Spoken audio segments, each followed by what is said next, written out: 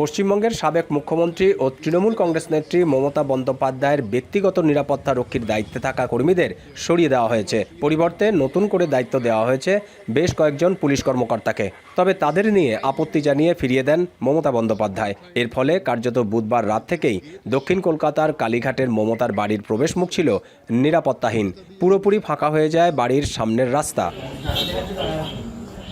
তৃণমূলের সংসদ সদস্য ডেরেক ওব্রায়েন অভিযোগ করেন, দীর্ঘ ২০ বছর ধরে মমতার ব্যক্তিগত নিরাপত্তারক্ষীদের সরিয়ে নতুন কয়েকজন পুলিশ কর্মকর্তাকে নিয়োগ দেওয়া হয়েছে, যাদের পরিচয় ও কাজ সম্পর্কে তৃণমূলের কোনো ধারণা নেই।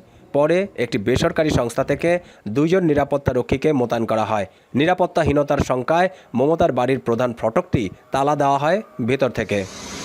Lily premium gold soap ২৪ carat gold এনে দেয় রিয়েল গোল্ডেন গ্লো।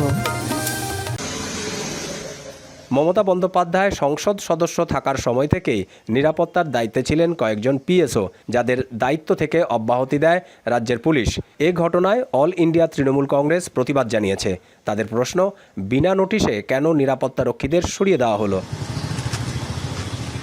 তবে বিজেপি বলছে নিরাপত্তা সরানো হয়নি, বরং পরিবর্তন করা হয়েছে। রাজ্যের ক্যাবিনেট মন্ত্রী দিলীপ ঘোষ বলেন, কাকে কী ধরনের নিরাপত্তা দেওয়া হবে তা ঠিক করবে পশ্চিমবঙ্গ সরকার।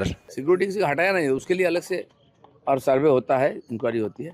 लेकिन देखिए, ममता बनर्जी होम मिनिस्टर थी, चीफ मिनिस्टर थी, उन्होंने सबकी सिक्योरिटी देती थी।